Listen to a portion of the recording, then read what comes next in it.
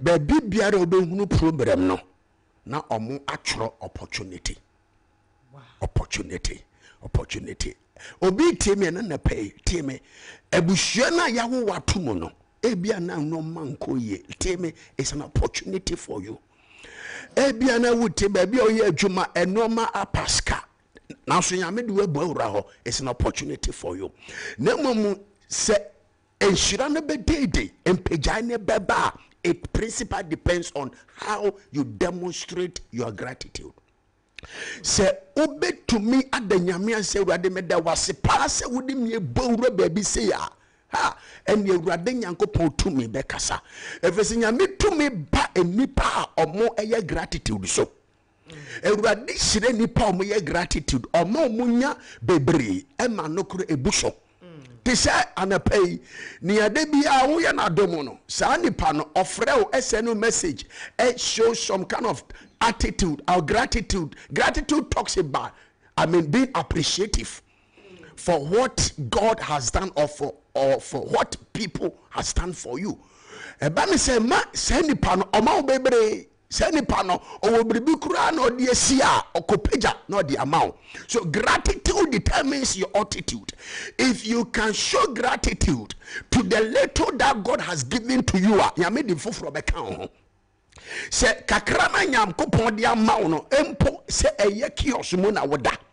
se eye kiosk mu na wa se dwuma bi ase ebia me no ka se wasi nkonko onoma no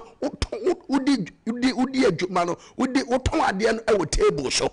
If you are going to be grateful and show gratitude to God, now what Benjamin ase ade beche no Bible say I will bless the little you have.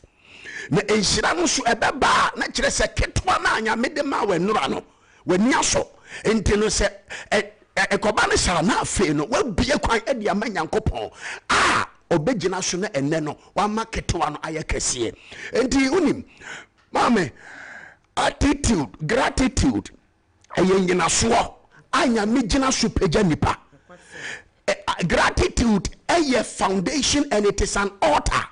anya megina so ehye ne ma enunyam enti wo wutime na pay embu ade na anya medi ama wo no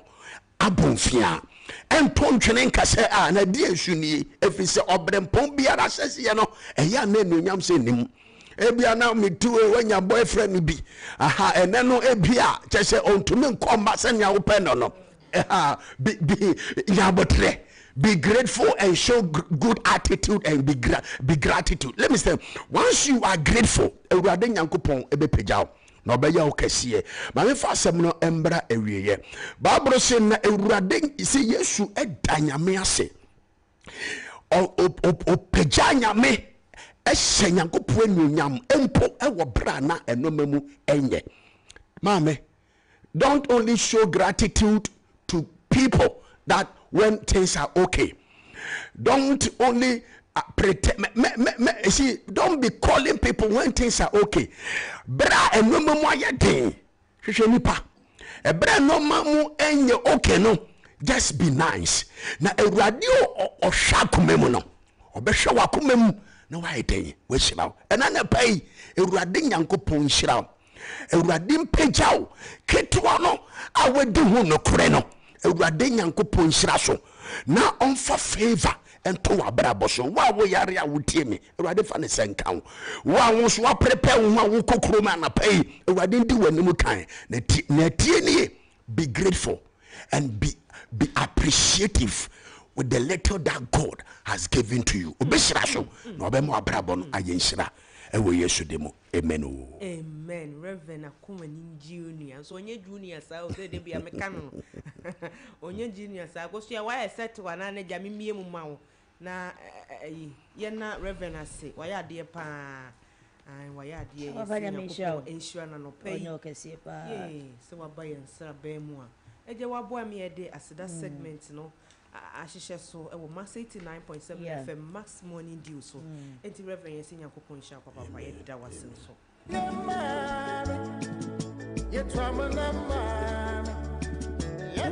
welcome to Wednesday morning.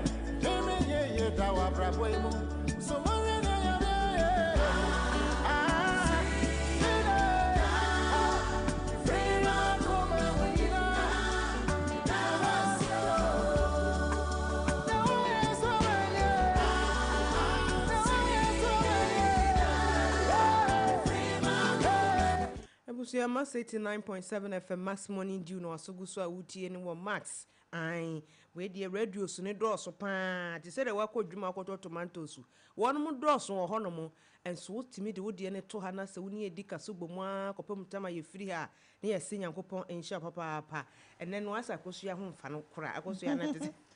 Enura wo bi hye ayi bi gu no so ana dwunya nya asam ketewa kora. Akra. Ai, afi de wo se ahoden e ban kakra nti de nyame ase e wo pempen so a wo de yen aba abedui. Na wonum se agi aseda yin wie pani abo e de ewura Ghana social media platform so ko wakra temu ene e baabi information ni hye bia se ye news word na e beboa e mo man puntu akwanani mu aye bobobo so kakra e de mamu se de be ya mo so wo behu nia ekọ ene nia eba enti abusua time kuchu na ne yentena anopai ekopum tama no nkoro bebo yenya mu fama emema ma sports park for no na ja omo so entoa so emaye midin dia bana krantema mozino ye ba ne the news headlines no asomo amani emema na yenyi baby akọ wacha ta ya wareni wonsom wonini pa asade pa wo fi oye yamo yembera ye ebe ya ifena amaye ya umano amaye ya memana adi waye no ya nyamicha ta yemana renya wonso wanyinyi pa sawa ya wana be yamo yembera ye ebe ya ifena wonso wanyinyi pa nasa osi wonsom eni nipa akosua ye why ready na ne de ensem etwa guo de anya sam keto akra enti say why ready dia na chese yen hye ensem no ase na me hyase na ja me hyase e de free daily graphic de bokrata I obo no homa ne say truth and accuracy every day I was what no kure na eye adwuma na krata na nim ne ekese pa ewo mu ene se uhu se Ghana mampani his excellency Yewra John Dramani Mahama what is ka kese yi bimbi ene wo chi mustia no ne nsabe nkomuntum se ode no so atwoko ayi bi wo ka ne mu horo mo saa ya enya asem keto ani nyina ne se sesiara big push project ya Ghana mampani bra ne ye kwakoto aba wo bonto abo nyina no no wo kire mu se moma me kwan yi o na me ba meye ni nyema bebrebe e de ama oman konkoro Ghana ene se Ghana fo de abenwa ya hye ne nsanti wo si nyame aye adom a motimi ebu nu na mahu so betimi aye adwuma ne de no kwani nyame anim ni sodo wono mo ekokate ewo titirinu ya eno ewo atimpoku ho denu road ne sono be hasie aye adwuma ne nyina ne se ni big push agenda no wo de ahyase girigidi ya enya asem keto a wo ye nyina ye hwe anim se wo community wo municipal wo district any wo region no ebi betimi aba ho we ye daily graphic de bokrata ayo minu ama memfa we enka ho we no ete said no so ka asem kro no ara o say president Mahama gives contractor on Afienya Dodowa road 24 months to complete road project. Na chese ni nyina ne say Yewra John Dramani Mahama ukopie mu ewo Afienya Dodowa kwantempon no so a ekwan no enye kra enayi na wode ababetu dwa se hwiebe wo ma contractor yama ne contract de adwuma no abosume pole aduonu 24 months say won fa incomplete eye road that is 2 years onfa na onfa enwie eye Dodowa Afienya kwan no me fa we so the free graphic online na said yakosua wo kan krofo kwan ho adehye ne amanfa won mu kpon ene ne nkwatem de enye kwan ko a no mo si su eho su kom de wom nemo ensuo keke ya wom di ya de wom nya bi apart from that so wom se wo pon ne mpatem ho a adwuma ni ho ntim nanche ne maba wa no anse ne number chire ya enya sam keto a eno akire wom suku sem kyesebe ye edwadie ne nyema bekoso wo ho no wohwe other regions na wohwe district ne municipal akase nketo ani madentem won kra se de ebinum de ekoso dikadika ne de ubo edi wura kpon Katamanso municipality ni mu a honom awere ho papa wonom se ensuo ekwan ene se yinya so pipe one day agye sɛ bɛɛ bosome bɛɛ mmienu ansa ne asɔfoforo no kyerɛ sɛ shortage of water nso ɛkɔ so wɔ saa mpɔtam hɔnom ɛne sɛ mmabunu etimi ani bere ya ɛwɔ no mu de demonstration kɛseɛ hyehyɛ sɛ ɔwɔ no mu ato ne din brɔfo kasa mu ɔmo se enough is enough demo na kyerɛ sɛ aboro so afei de baabi adu no amene wɔm ɛyɛ nsuo a nkeka ataa wɔn mene mo koraa yɛ anya asɛm ketewa koraa na sɛdeɛ mmeranteɛ ne mabawa na wɔn mu ani abere na agya wɔn mo keka wɔn nsɛm de kyerɛ Ghana ne wiase nyinaa no wɔn si nyɛ ntɔkwa o na mu sɛdeɛ bɛyɛ a mpuntuo betumi aba mpɔtam hɔ no ɛni ti na wɔn mu ani abedie yi nyɛ ntɔkwa anaasɛ bi a wɔn so wɔn ne obi wɔ asɛm da bi na mu sɛdeɛ bɛyɛ na mpuntuo bɛba kɔn Katamanso municipality ne mpɔtam hɔ no ɛnti na ama wɔn mu ani abere nti ɛbɛyɛ a aban mmra na agya wɔn mɛkɔ wɔn mu adom sɛdeɛ bɛyɛ a wɔn akwan sɛdeɛ nkurɔfoɔ esu no wɔn nso mu hia kwan paa wɔn se dwumadie bi wɔn bɛdi wɔ hɔ bia no sakwan ne nya ɛne woyɛ deɛ nara a ɛnkonkosi aga sɛ wotɔn adeɛ sɛ wowɔ dwa mu nneɛma ne nkae keka ho no koraa deɛ awerɛho paa nti aban mmra mɛyɛ wɔn mboa ɛna nam so a enough is enough demo no etimi ɛkɔɔ so ɛwɔ kpɔn Katamanso ɛne ne mpɔtam ma memfa wei nto aso or say every region is going to benefit from the big push agenda. President Mahama and a nay wabra wako the aso ekobo from ewo fra omantamu and a new wadi atuja watch they say a big push agenda a done and to say oh my Ghana a bet me akoso ewo mantam ni mansini biemuno enya baby nkwa na mom ye 16 regions ni nyina wo my Ghana mu wo bia benya ne so ne de ya big push agenda wono owura John Dramani Mahama wo de aba na se wo de sa hyehye no agu akwan mu na nti ne Ghana for da wonom enna na wo bia ensa ebeka ne de ya big push agenda no the Obokrata mensa kan ewo ha any the custodian was fearless fair and reliable ono na bodia edane so eno no na kase pa dan mu Yewura Johnson asiedu enketia wotimu se wahye ne coat tuntum ena fita wo emfinfin ena afen so wagye no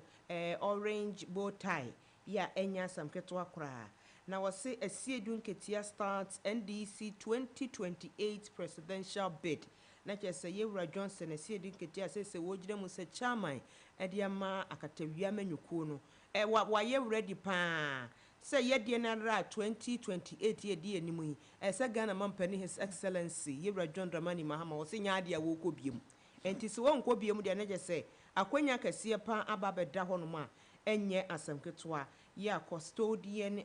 de Obokrata no de aba na wo hwɛ esoro hɔ nso a ba ko a ɛwɔ hɔ no mo ene emrante kwa agya ye de 1 million Ghana cedi ati wonu mutiri so e kura sa monye mrantie kokora ka ho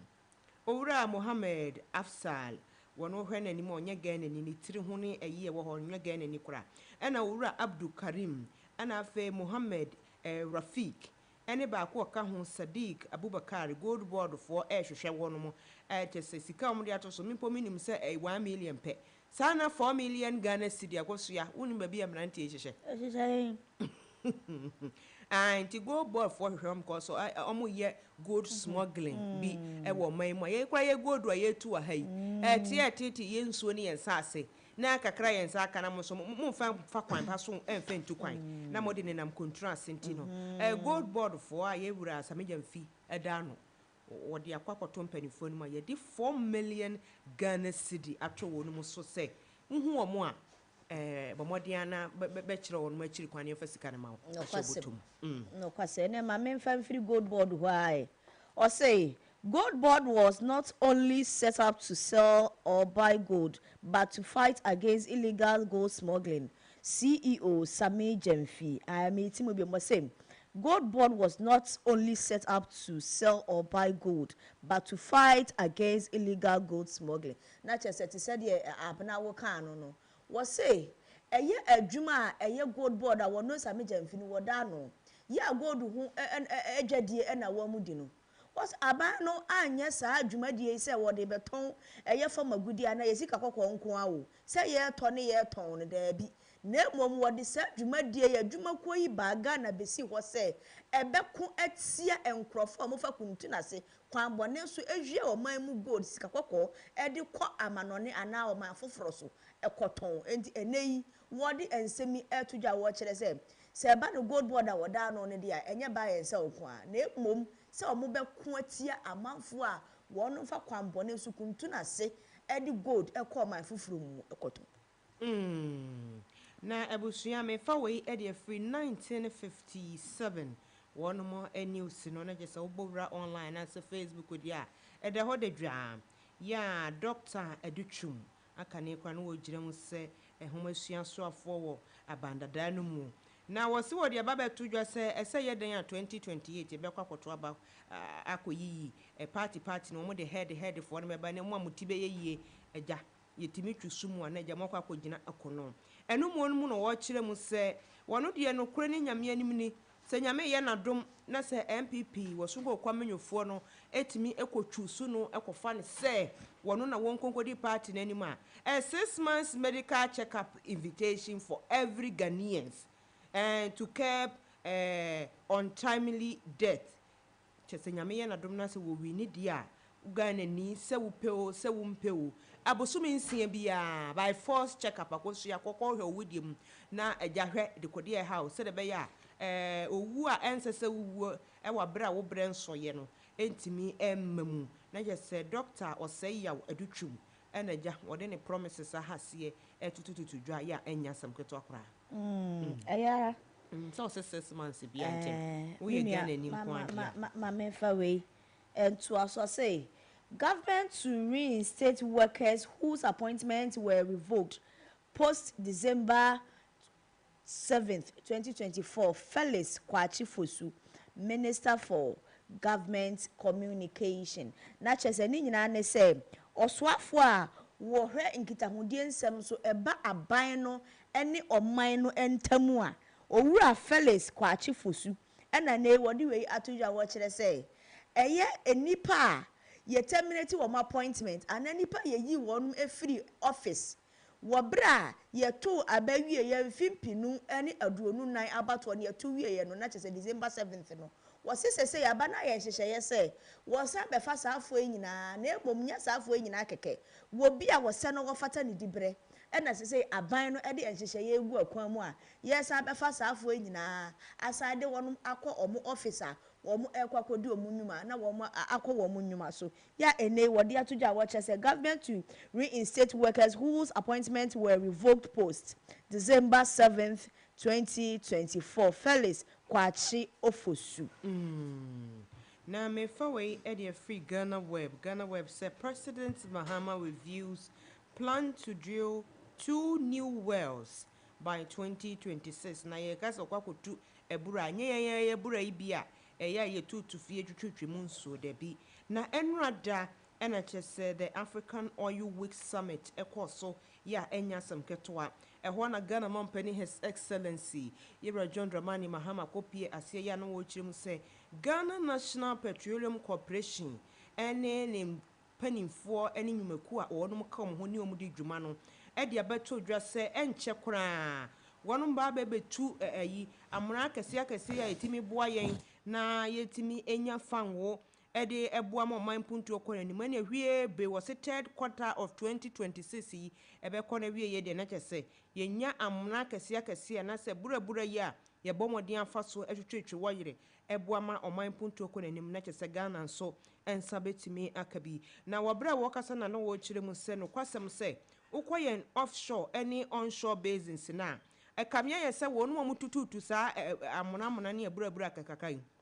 obu okra woni license na yenya oman ye dia yenya Ghana Kwame Nkrumah timi agya to hama ye no ede na ha ye ndi nti na etete ye nti ye ntimi enye mpuntu dwuma bebrebe eba na se bia ye tu form agudie meka oil die ibi enti sese de Ghana fo nyina emu okomanton ye se wie be 3rd quarter of 2026 no be kwa na wie ye ne die na chese ye nyam ye nu aka ho a ebeboa na ye petrol sem ene hu nkro ne ba nyina so betimi akunya yi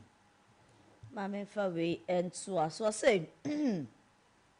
4 injured after police opened fire during peaceful demonstration at Tamale Technical University. 4 injured after police opened fire during peaceful demonstration at Tamale Technical University. Na chese wo kopie mu ewo eye atifi mantamu a won kropon Tamale ene yaba beto jase enipa nan ena sesi a won afamu apira wabra na wonum eye oye kire akire eye esukuu no empanimfo a wonum atunidi peaceful demonstration. A peaceful demonstration de enka asumdue oye kire obi nim ne ba ya apolisifoɔ esane etuo agu wɔn so a ewi akyi enipa nan ɛna sesi a aba beto dwa sɛ wɔn afa mu ahwere wɔn nkwa apira. Ebusua we graphic online no se benyiriri land dispute no a eba ye enano ada no won se bi mu dwanedwane kɔ Burkina Faso ni Cote d'Ivoire ni ade ade ba bia wo be fa bia wo ho beto bia wo mo so mo oja wo wo ahoɔden tutumi dwane ban kan han mo pan ya na nya asabketo a na eno mo na aba beto dwa se schoolfo a wono mu gu scholarship so be se empemu num 5000 wono mu nyina ye hu ba bia wono mu akiri kwan wo ya school so be se aduanan 944 schools so de me no ka se enya adwuma biem e wo benyiri ne importem ho ni nyina ne se na no ada asema to ho no ma eme nkrofo tutu ya atukotena e wo memu no atimi aka ho ema schoolfo a obi wo ho no ma ne ma me bi ni papa ni bi aban ama no scholarship so won fa nko school ye hu wom makomako empemu num eno akire nso school makomako be se aduanan 9 de me no ka se enhya dan fanshin ewo benyiri ene ne mpotema eno ewo atifido mantem. Menu ma memfa we ento aso o say big push project not for wheelbarrow contractors. President Mahama and big push agenda ya ene so katini ya na chese wori na ne mu a wo kire se 16 regions no my Ghana mu obi abenya ne de ene wo de atudwa se eba ne big push agenda no a enya contract bia na de be ma no uni contract o machine 2x4 wo mfidie chese mienu ne miensa bi untimi fa maji big push no eye contract a omo ye satisfied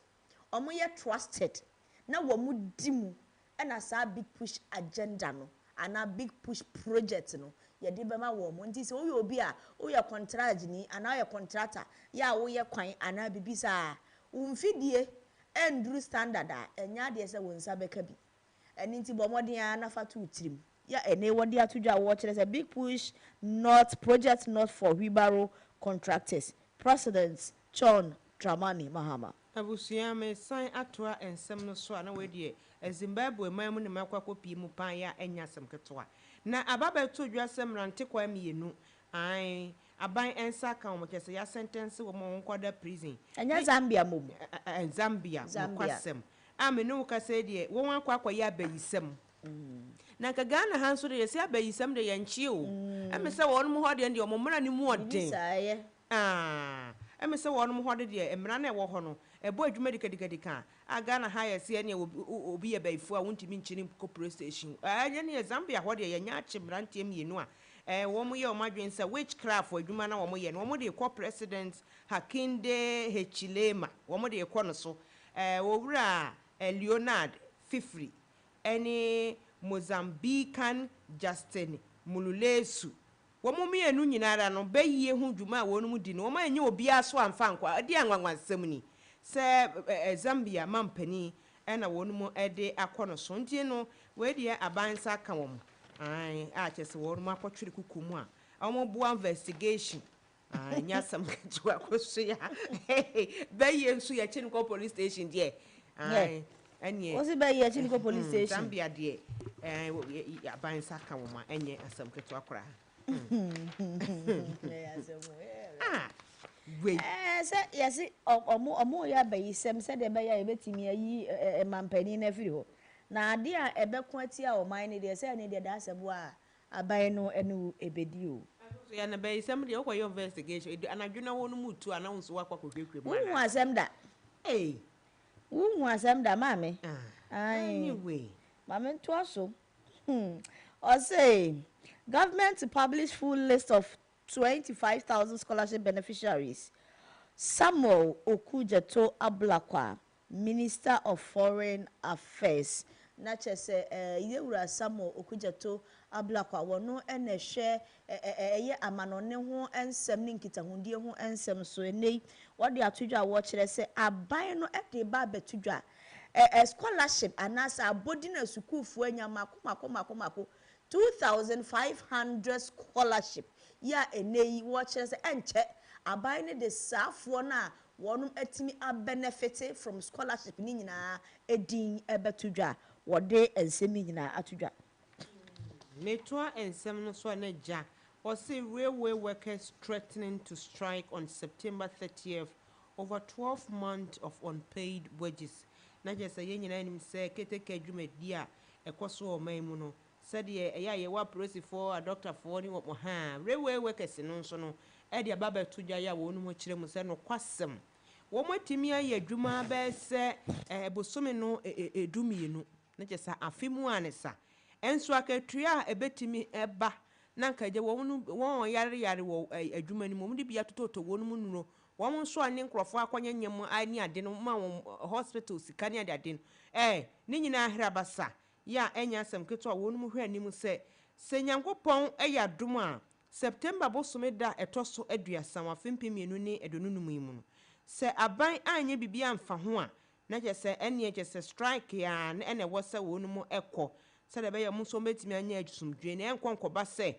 obi ba ye adwuma ma afemu ye che se omu gina labor at 2003 at 651 so ene omu so omu de ye sa strike nyame aduma 30th no eno so nya se bi o ma no fafa ene omu de ekọ sa strike no na emu amamra so na omu be gina de akọ ya National Labour Commission, Ministry of Labor,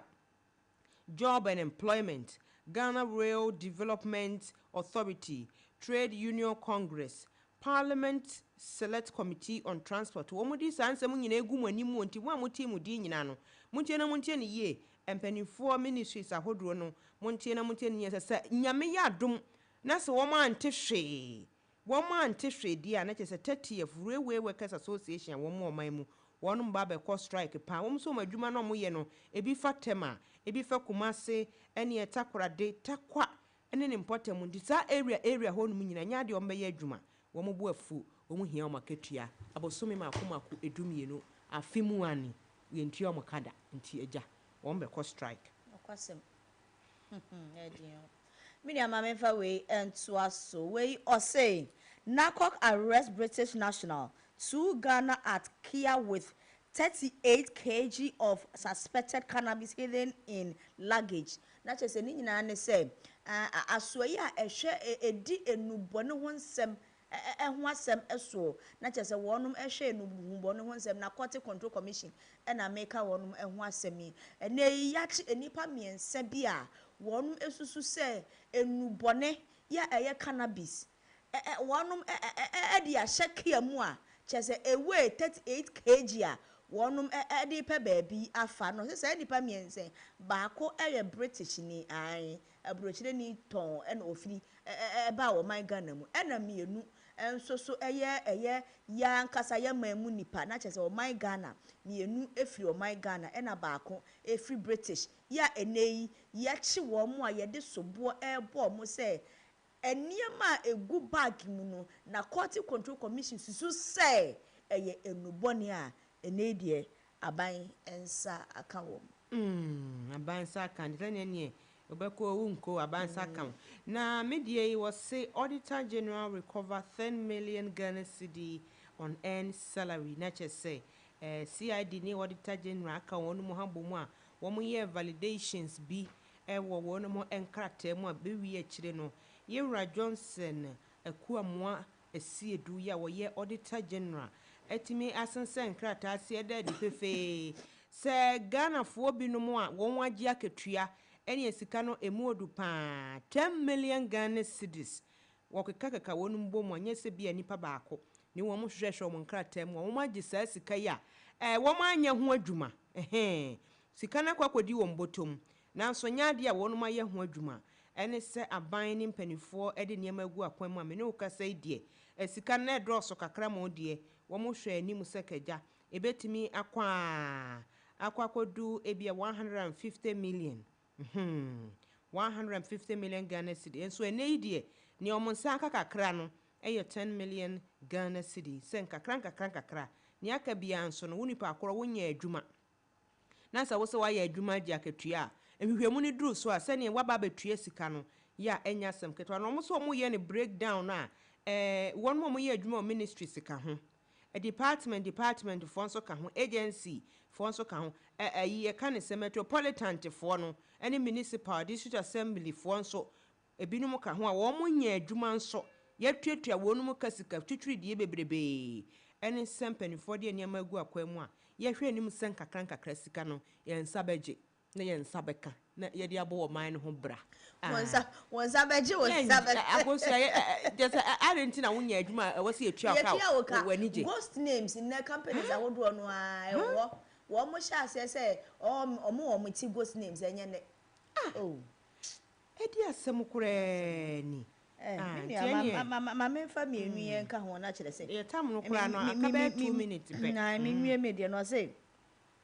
Ghana to host 800 lawyers from across Africa this October aimed at bringing together legal minds to deliberate on pressing issue and exchange ideas. Ghana to host 800 lawyers from across Africa this October aimed at bringing together legal minds to deliberate on pressing issues and exchange ideas. Na chese ni nyina ne say, "Oh my Ghana, enche bosomi October yeba besimi. Ade say, yeba beji a lawyer for animdifo mako ahanwotwe 800 ni nyina ne say, wonom ne oman mu animdifo lawyer eba betena se abobo eye emra no ho anase emranim ho a sɛ de ebe ya ye beji we adwene ne yaji we adwene na ne ye wi a ya ka bomu de aye emra bi sɛ de ebe ya ebetimi ama ye nso ye krom ha ne ya ma mra ene ya sem di bia ho nsem soso no obi ba na se wubu na tanya ntumi ankoye bibia ewo ho ya ene de GH page for the GH1 page de atudwa Busuya, we de ma memfa we entwa to nyina anim se yi kese dot ye koso asante mantemu ya asante ma na ekunadu atimi atona nanom e won se do na se wo kwa akura sa na ebeka no na kunadu yi adom ya wotoso miensa okwa akura na we de wo hwe a daily graphic de bokrata no katafa etoso edu ensia wode asante ahema fo no a womu babedi akonwa no so no bi enye wonum nyina wode womu animu ni womu mfoni ene womu dibre afia womu di nyina so aba betodwa ya ne yemensa aka wa hai eye nana afua kobi ya wodi kai wose efri 1857 tefo fanchen ekopem 1880 na maame won wo gina mu se asante hema afensu nana ya echia 1880 ekopem 1917 wono so ne babedi so afensu nana se wanyako 1945 ebepem 1977 wono no wodi so ena afe wo hwe esoro ho no so a nana konadu yi adom ya wotoso mienu 1917 ekopem 1945 wono no wodi so se asante hema ene se nana afia kobi se wa ampem ya wotoso mienu wo hasie efri 1977 ebepem 2016 ene se ne kura mu kura ne ye ne doti ye no nana konadu yi adom ya wotoso miensa wo hasie efri 2017 abepem 2025 na je se ne wo ho eno no doti ye no gusu koso ya enya asem ketwa eno ahemfo kukudam ekokochia wotumfo eno nsuo toye nso akoso ya ade no de kanwa na kan nsuo ni mu nyinara na ye no gusu koso ene de na mtokrama abrafo ahodo no asise da ye de yeyi ohima bekwa kura pe eni kwan se nipa bia efiri ni fie epie na enu ye 18 fo no de na me admo chena de bang fo kra hasie sene message se wo kuma se adwuma won mo pa chew se nyame adoma Friday no mbebie enti wo chena de ɔkyerɛ deɛ kumase ɛbɛyɛ edwi paa Mini ama me fa we entwa me de no eto. O say I'm not dead. Kumawood actor. Or say Obrimpong the bank's death rumors. Na che say me ni mara say bi anka social media for no. Wo mo benya ne picture or say Obrimpong.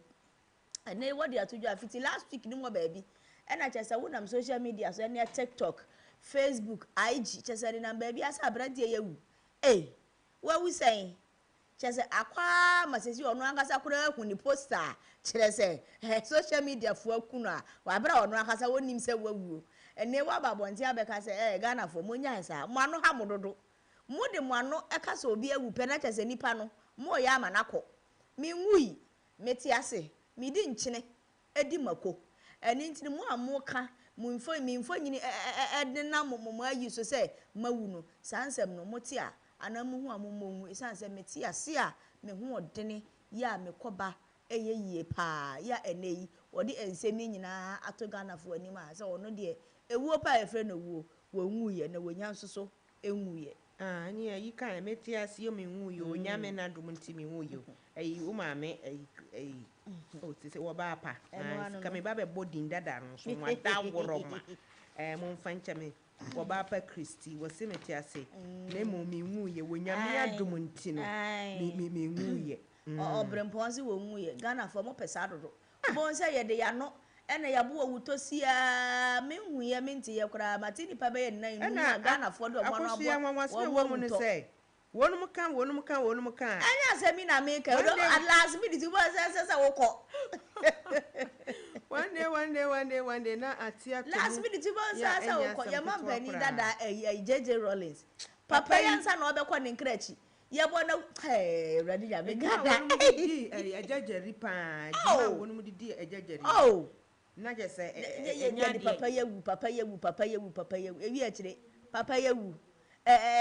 ya papa ye na nampo safo kantanka emeritus wonu so ye de ya no bo na wuto saa ewi akire ye de ya no aku papa yi agoso ya je say Ghana for the tree anu sin so ya musical icon that lumba ani so ye de ya no bo na wuto saa edi asem krani I something what Ghana for mu anya saa de no aya mini baby aya saa rumors na free bawo ya nipa net siase empo so yare mpo a wonwuye yese wodwan bewu na wonwuye aya fe no funu no kwasem na momo de ni wawu sa mo de ma no be kan no edi nchini di mako de mo say ye beti yesi nipa na nya awu adai Ebusia Mass 89.7 FM Mass Morning Dew no asugu so awutie nti afi na wode wafidie na to ayese da wase papa eja ensma etwago de bokratamu vlog ene blog yakekani nyina abomu social media so de yakekani nyina tansantansa de asomo anopai ya chese enye asem ketwa kora na se bia na wudi wo birthday a se wudi wo birthday enede due ya na chese yesi nyankopon enhira papa we was see amfani di ama nemo was say good morning please I hope all of you are doing well was say nyame ayadom ama ne bab boy na one fani di ama ne bab boy nyame na dom ama odi afe ba ko aka ne mfie ho enti bo mode na fa din ni bra ne ntimi enfa wono monko ya YouTube channel no eso enro nso agoso ya na ya konadu nenra nso na wo di na no di na woda na wo no so di na woda ye si nyankopon enhyira wo no mu nyina ye ma wo no mu awoda papa na enche ye be kwakoma no so akwakodi nkomo na enne no ye tech tip no na auto no na ya mekeka nyina bon okay the same thing nyina ye tip na ye auto tip no ye se ye hwe bibia ye fe no wiper car